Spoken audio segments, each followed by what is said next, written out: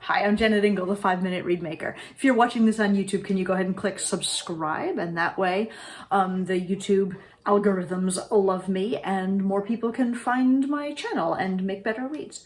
I'm going to talk today about two real specific questions that I just got, which actually feel very related. I've spoken about these on various videos before, but let me just clarify now. The two questions are, how long do I soak a piece of gouged cane before I wind it?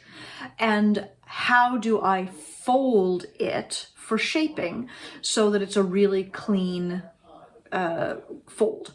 And since those things are so closely related, I will just go ahead and cover them together.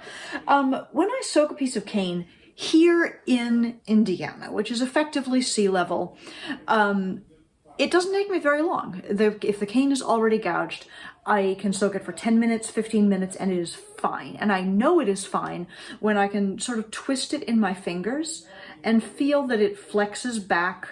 Like, it's not mushy, it doesn't just like go when I fold it, but also it doesn't feel brittle. It doesn't feel like it's gonna break when I do this. So when it is at that point, for me, that's 10 or 15 minutes. At higher altitudes, it might be longer. In much drier climates, it might be longer. If my gouged cane were a little bit thicker than it is, I tend to gouge mine pretty thin, around 58, that might take longer. So it's not an exact science, but that's about what I'm looking at. I'll just point out, it also happens sometimes that I toss my cane in with every intention of returning to it 10 or 15 minutes later and don't get there. It happens, right? Life gets in the way. So anything, like up to 24 hours later, I will still deal with the cane. I've actually never had cane soak so long that it goes bad. But I feel like my husband, the bassoonist, has definitely put cane in and like discovered it weeks later, and it smells moldy and it's got like scum all over it. And me, I wouldn't use that cane. But if I oversoak my cane by an hour or two, by a day, it's not actually that big a deal, although I prefer to have cane that is not that oversoaked. Long way around the barn for this little conversation. If I can twist it in my hands, I feel pretty comfortable moving on with it. When I go to shape it, when I go to fold it to shape, some people I've definitely seen just do this and bend it over their fingers and then try to get the crease. And the problem that sometimes happens is that you end up with cane that is not cleanly folded, because of course the cane is curved and the crease that you want to make in the cane is a flat crease, so that the top of your reed, the folded part of your reed, is really snug and you don't end up with weird gapping up at the top. So my technique is this.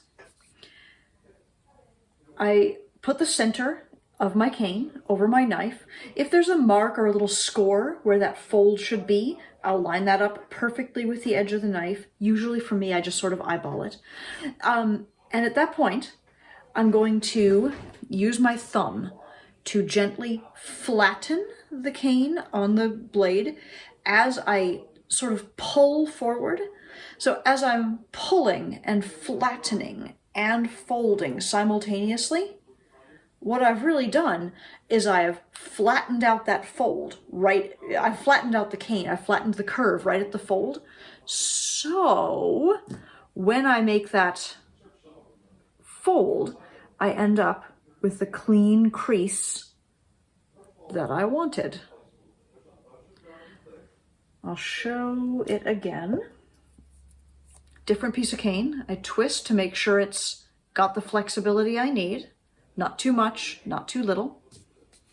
I flatten and fold simultaneously so that I end up with a clean crease. That's what I do to fold the cane before I shape it.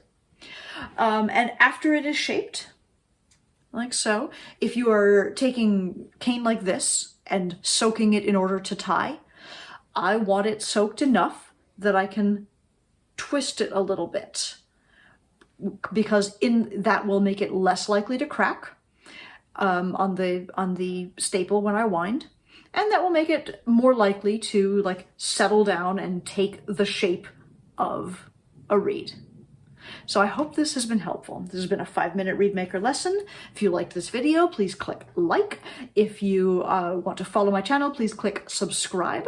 If you need to find me to order reeds or cane, I am at jennetingle.com. You could also reach out and ask more questions and let me know what else I can help you with, what other short video I could make to help you with some aspect of reed making or oboe playing. Thanks so much for watching. Have a great day.